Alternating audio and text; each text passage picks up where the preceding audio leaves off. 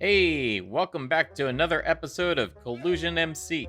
Do you mind? I am trying to do an intro here. Excuse me.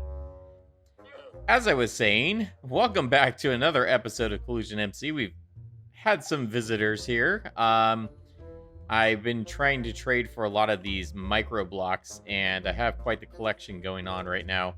I'm not sure where their owner went. He's certainly not dead by my hands yet. But, anyways, I'm getting very distracted here.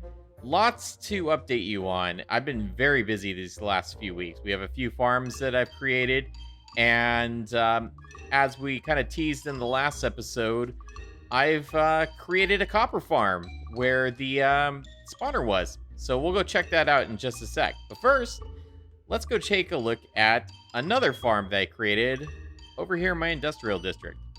All right, so here's the brand new farm that I put together. This is a moss farm. Now, while I don't necessarily need moss myself, my fellow player on the server here, G-Man, did need some moss, and so I went ahead and offered to build a farm because he is basically putting moss around this giant mountain he built out in the middle of the ocean. Um, so yeah, so what this does is takes in some bone meal and basically creates moss with the stone that's generating with these 4 stone generators on the outside. So you can see right there, it creates the moss with the dispenser dispensing the bone meal on the moss and then smashes it down. And we get a bunch of things with that. So let's kind of go down and take a look here. So now we head on down to where we stored our nether tree drops. There is a brand new door right here that's taking us to the moss farm. So we get lots of things from this: moss blocks, moss carpet, the azaleas, both the flowering and the normal, as well as seeds, which I am recycling right now. But you'll notice that there's all of these switches right here with different lights being on and off. The lights being on, we are keeping the drops. If it is off, if I toggle it off, it will actually compost everything and produce more bone meal for me. So down here, we have bone meal being produced.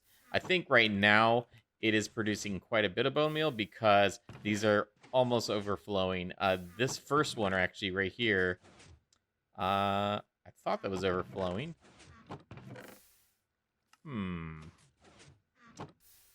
Quite a bit of moss is missing from this. Perhaps G-Man has come over and paid us a visit, which is fine because I told him he can do that. But this was basically full not that long ago. The reason we have this top chest and this bottom chest filling up kind of at the same time here is because this comes in very fast. So we have dual sorting systems. The drops from the farm are split between 2 different sides, and they go through 2 separate sorting systems with overflow on each one and also a little bit of a buffer. So you see the 2 different sorting systems right here. And everything flows down into these chests right here. And this is actually from only about a few hours of AFKing. It really builds up really fast. So yeah, it's working out pretty good. I don't really need a lot of these moss carpets, but they don't generate as fast. But say if I didn't want these, I could go ahead and flip this switch right here, and it would actually start composting everything that comes in. Also, when this does eventually fill up, it will automatically compost everything because it goes into this overflow right here, which then everything gets composted from that. So it works out really well. I'm not sure if this is necessarily a net positive in the bone meal, but kind of don't really have to worry about bone meal because I have so many different farms that generate bone meal. So that's that. Let's go ahead now and take a peek at the main farm I've been working on this week, which is, of course, the copper farm. So let's head on down into my basement and into the caves to find that. All right. So this is the copper farm. This is Nenbom's design, and it's basically built off of a zombie spawner, which we have up here. So earlier this week, actually last week at this point, I cleared out all of this space, which is actually right below the surface of the ocean. That's why we get some drips coming down here. We can take a look at that on the outside as well. Um, and inside here, we have a zombie spawner, as I kind of pointed out with our camera count last episode. So you can kind of see that right there in the middle.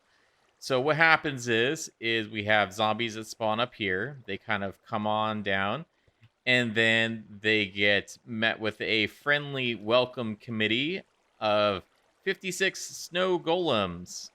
And those snow golems pelt them with snowballs.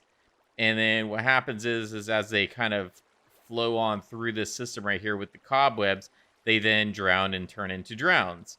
And then once they get hit with the snowballs, with the reinforcement mechanic, we see them spawn in these sections right here. So there's 2 different layers on both sides, and they will create lots and lots of reinforcements, but then come on through, and then they also get pelted, and the cycle keeps going on and on.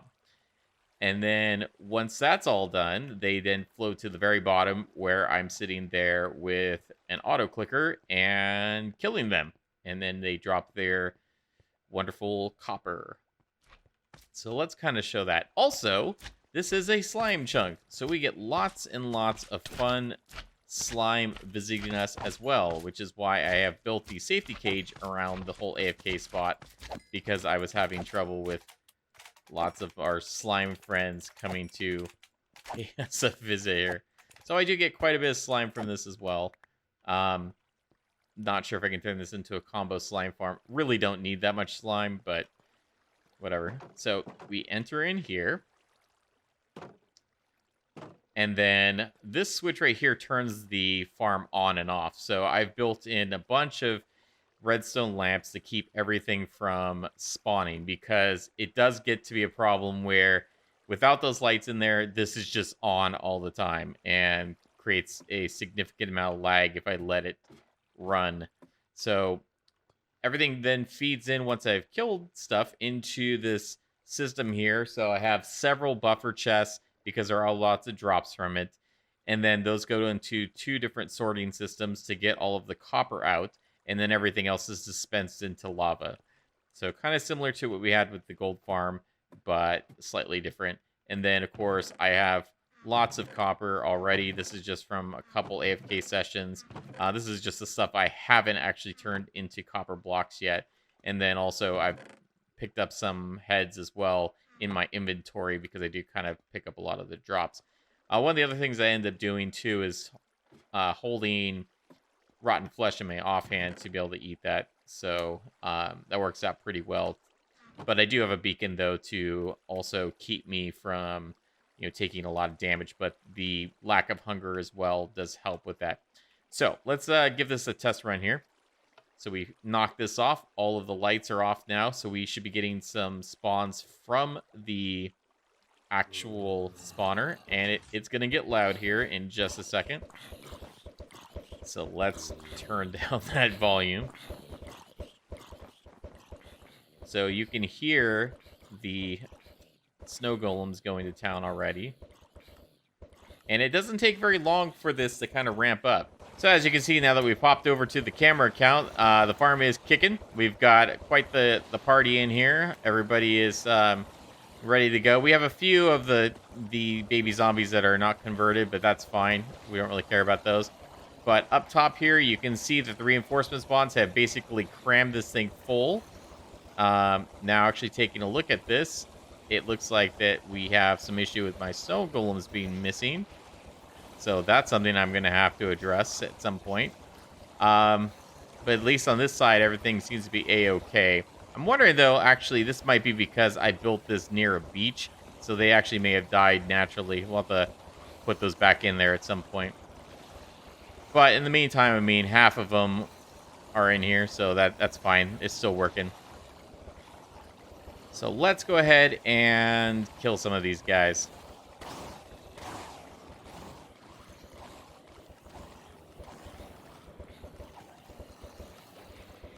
So you can hear the sorting system kind of going there. But yeah, so it works pretty well. Fortunate about those snow golems, though. I will have to look into that. Still work in progress. And then, of course, we need to switch this off and get away from the farm so that everything despawns. Or what I like to do is just disconnect, reconnect. And that takes care of a lot of them. There's still going to be quite a few in here. But it'll eventually kind of cool down. And sometimes I also have to log a few times. Give it a sec.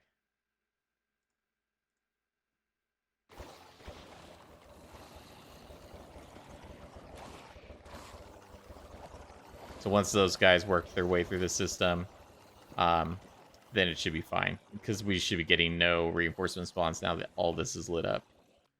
So one of the things I've been working on down in the basement area here is trying to get a blue axolotl. And well, not only did I get one, I got two of them. So I did actually start with one of them, but finally bred that one as well, got a second baby, and now we have a pair. So that means we can actually stock blue axolotls in the lots of axles shop. So very excited about that because that took days, weeks to put together. Then over here, we've got a brand new bee breeding area. So I'm going to be breeding bees and actually selling some of these hives full of bees. So that's going to be coming to a brand new shop that we'll be working on in the shopping district. So what I have in mind there is a brand new shop that's going to be selling not only bee stuff, because I am, inundated with all of the bee stuff, but coppers. So we've got, of course, copper from the farm. It is working out very well. I'm getting lots of copper. This is the overflow copper that I have here right now, plus some of the stuff I had earlier. All of these shulkers are full of copper and oxidized copper as well. So I've been oxidizing copper all inside of this basement area for the last few weeks. But I do need to get a formal place to kind of do that. Maybe even automate the process. I'm not sure if I can even do that, but we'll have to come up with something because this isn't working out to just shove a bunch of copper in here. So I've been oxidizing copper. Several of those are full of oxidized copper. I've been waxing copper, which has been fun. So I've been doing that as well. And then, of course, we have the copper blocks and all that stuff that we'll be selling. So I have to get all of that into a brand new shop, which I have designed, and we are going to head on over to the shopping district and put that together. So let's get into a time lapse.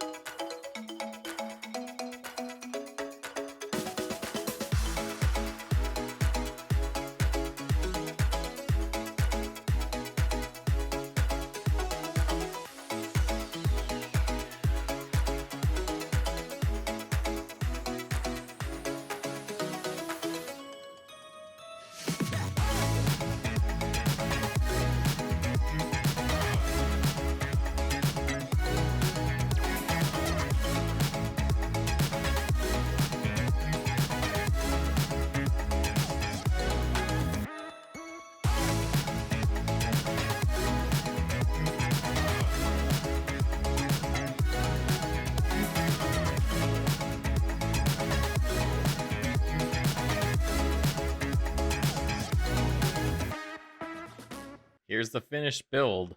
So I went ahead and also brought the path around to the front of our store here. I threw down a bunch of flowers on the sides here, mainly just to keep the bees inside, because I do have a couple beehives in there, and we'll get to that in just a sec. But this is the Copper Willow. So it's my brand new shop that has copper and bee things inside. So we built this like willow tree made out of copper, very appropriately. Also carrying candles as well. So those are all displayed outside as well. And just looks kind of cool and a little bit enchanted. So let's hop on inside here. So inside, of course, we have our dyed candles. We have undyed candles. We sell the waxed copper blocks, unwaxed copper blocks, and the oxidized copper blocks. Now, the oxidized and the wax blocks are 3 diamonds each, and the regular copper blocks are 2 diamonds, because there's some work that's going into those since we're waxing those and letting those oxidize. We have the honeycomb over here for waxing stuff. And then up top, we have a honeycomb blocks for selling, honey blocks, and then our beehives, which I have a few right now, and then making more of those as we go along. I did notice, though, that even though I did put the bees in here earlier, they're all gone. So I don't know where the bees went. I think they got lost or died or something. So we're going to have to bring some more bees over here. But I think we may have like 1 or 2 or whatever. But this is a really compact auto bee farm. That's a pretty awesome design I saw online. And kind of adapted it to be much smaller. So we've got an item sorter here for the honey bottles. And then the honey bottles are just cycling through all of these the entire time. And so there's actually no loss whatsoever, which is nice, because most bee farms, you have to have the droppers full or else it backs up. This design does not require you to do that, which makes it perfect for this. And really, it's just a kind of little gimmick to have free sample honey bottles. So we have that. But yeah, I really like how it turned out. We kind of have the honey dripping down on the floor and then also on the front here. And yeah, it's a pretty massive tree. So I really like how this build came out, and the mixing of the different copper oxidation states really kind of added some kind of texture to it as well. And we also did the cut blocks mixed in with the regular copper blocks as well. So I think it turned out really well. May work on terraforming this a little bit more. Like I said, just kind of threw some of the stuff down real quick. And then I don't know if you saw in the time lapse, there was a mushroom that was out there, and we did rescue him, only to kill him because I needed another item for him. So, whoops. And not really whoops, it's kind of intentional. But anyways, so that's the brand new shop. And honestly, I think I'm probably done opening shops. We have enough shops now to run. And I know we've got some people still leaving the server, and so there's more shops up for grabs again. But I really need to get to the mega build, the mega base. So we'll go ahead and do that. Never say never. I still may add one more thing. I do want to. There was a design I saw online for a shop that had some sort of way to, or not really a shop, but a machine to gather player heads. So I may end up doing that as well, so we can get our own player heads without having to, have other players kill us. So that might be kind of cool. So we'll work on that and see. Also, thinking I might need a custom tree right here, so we may do that, because I think this is kind of open a little bit. But I mean, there's still room to put some more shops back here and stuff.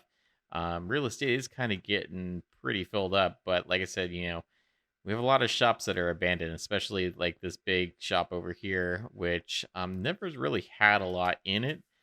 It used to carry, I think, coal and lava, but I mean, it takes up a lot of space, and all the players that ran that are gone.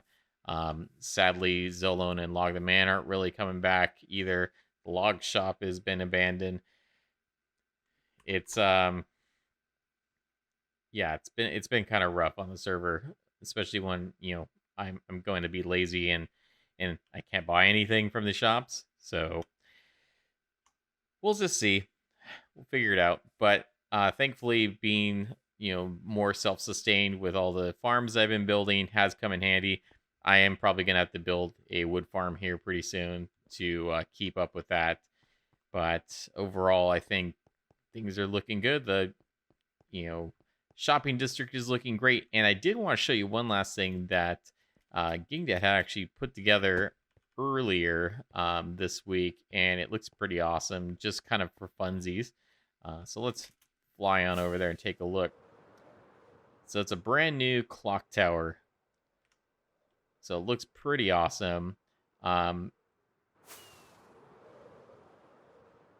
doesn't really serve a purpose aside from looking pretty cool,